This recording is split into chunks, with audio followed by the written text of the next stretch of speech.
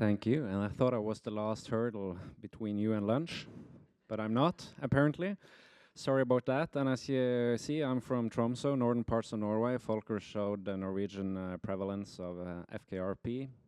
I have to say sorry on behalf of my ancestors that like to sail around the world. Today, several things have been mentioned before. Natural history study, the term has been mentioned, but I'm going to briefly talk about what is a natural history study, why we conduct them, why are they important, and then also some insights from selected studies. There's a lot that could be said, but in 15 minutes it will just be a brief presentation.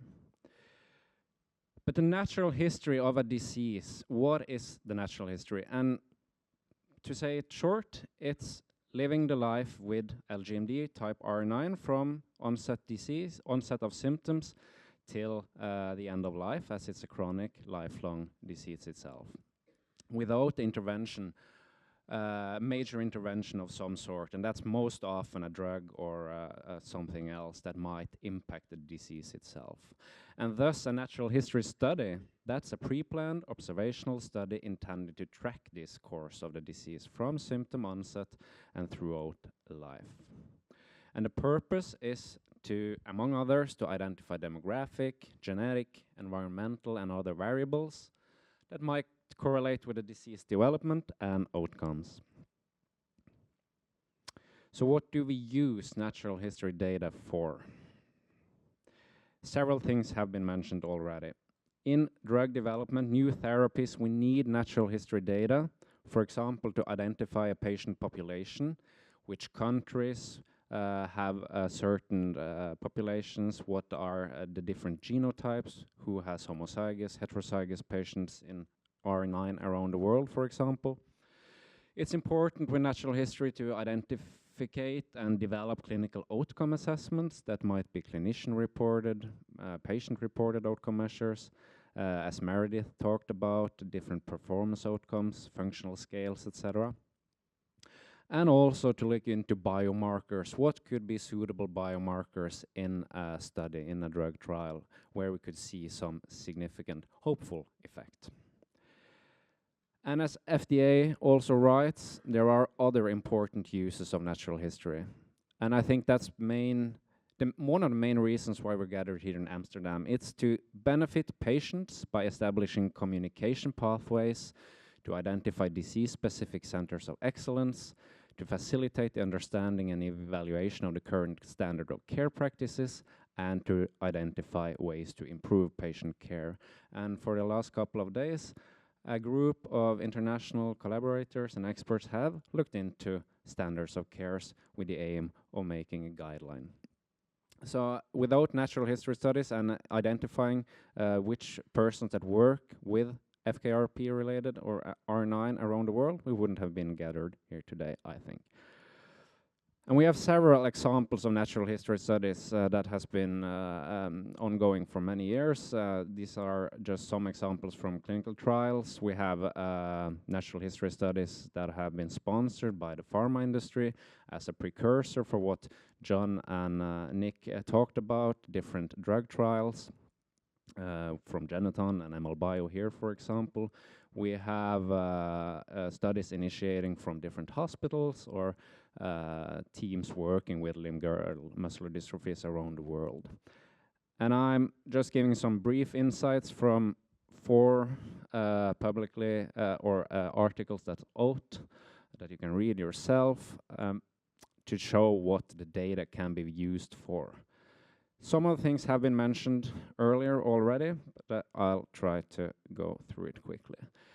The first study was a follow-up of a 1-year study with patients from Newcastle, London, Copenhagen, and Paris, but published for over a 6-year period where they looked for trial endpoints. What could be suitable endpoints in a clinical trial?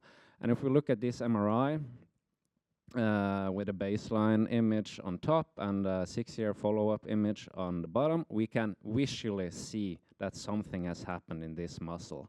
Some areas of the muscle and different muscles group are more affected. They have had some fatty infiltration. but that's difficult. That's a you can do a semi-quantitative scoring of that, but you need a quantification to have a really good marker. And as this study showed, over a 6-year period, all the muscles looked at had a significant increase of fatty infiltration on MRI in the lower extremities. Interestingly enough, strength testing that most of you probably have undergone a lot of times did not have the same significant changes over those 6 years. There's a lot of variability in how strength testing has been done, and the study shows that it might be the most sensitive marker for change. However, as mentioned, forced vital capacity, FVC, seems to be sensitive over 1 year and also over 6 years. And over 6 years, also the time tests, different walking tests, stair climbs, etc., were shown to be sensitive. And that's important to know for drug development. Interestingly enough, MRI was significant in a lot of muscles after 1 year and all of them after 6, but the time tests were not sensitive after 1 year, but all of them were sensitive after 6. It's a slowly progressive chronic disease, and that might be some of the reasons why we need longer time spans for some of the studies that are ongoing. And as Lindsay mentioned, we have the global FKRP registry. A lot of patients ask, why should I be included in a registry? And I think there's several important reasons, and you mentioned all of them. But just to show from this study that was published some years ago, looked into the history of all the patients in the registry, we can see that the mean age of symptom onset was 19 years for the homozygous patients, 6.8 years for the heterozygous.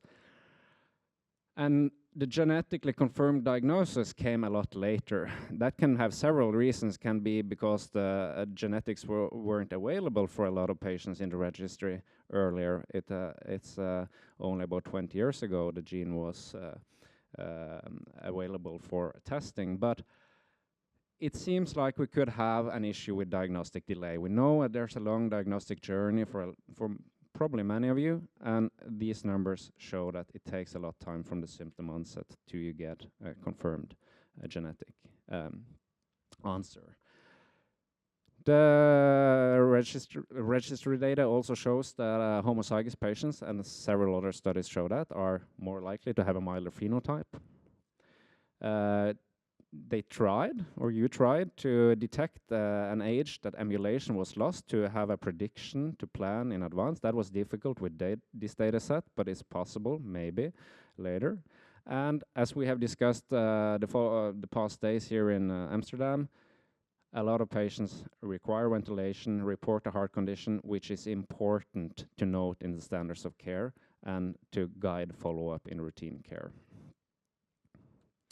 Next study is, this is how AI depicts a 10-meter walking test, a study from the US looking into motor outcome measures, where the conclusions was, importantly enough, to development of future clinical trial. There is a slow annual decline in motor function in adults with FKRP mutations that can be detected with a data set that they tested, but the pediatric population that was more variable and affected by genotype to a larger degree. Coming from Norway, sorry, again, our population is 88% homozygous patients, and we have looked into, for example, the onset symptoms, as in the global registry, and we can see that although most patients present with lower limb weakness, which is not surprising, there's quite a lot of patients that presents with exertional pain, stiffness, cramps, exertional fatigue, and exertion-induced myoglobinuria or rhabdomyolysis symptoms as an onset symptom. And in Norway, for the homozygous patients, we have an even earlier onset age of symptoms for one cluster, the early onset cluster as it's called, at mean age of 7 years approximately, and then a later onset cluster at around 30. And this means that a lot of, I think in the pediatric population, we should look out for these kind of muscle symptoms that may be diffuse, but could lead to a possible disease of like FKRP or maybe also other limb girdle muscular dystrophies.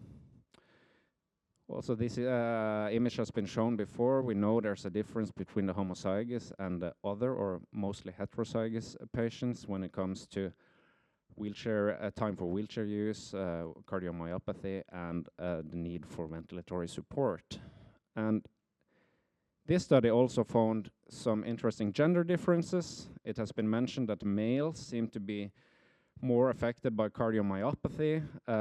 There's a lower probability of not having cardiomyopathy throughout life, while the females seem to have a lower probability of being ambulant after the age of 30, approximately, and after around 40 years of age, there's a lower probability for females to not have ventilatory support. And this is also important messages for clinical care and for GPs and neurologists around the world that follow up these patients, that they might look into the gender of their patient.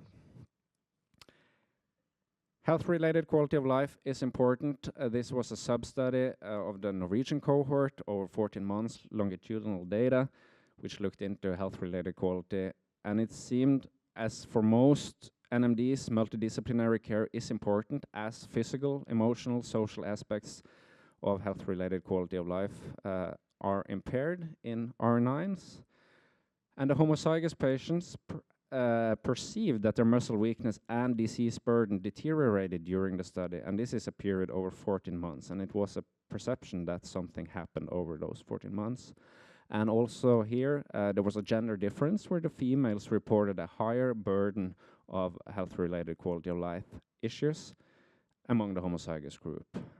And fatigue has been mentioned, and it seemed also here that fatigue is a multifactorial problem, but myalgia and mental distress are potential targets that we could look into the treatment of fatigue, as we know that myalgia and mental distress are issues it's possible to do something about.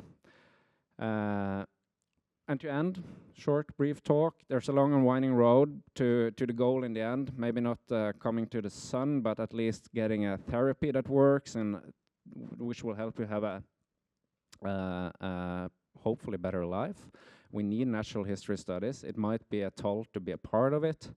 It's a lot of work for all the centers that do it, but it's really important with all the data it gathers for the community working with LGMD type R9. Thank you.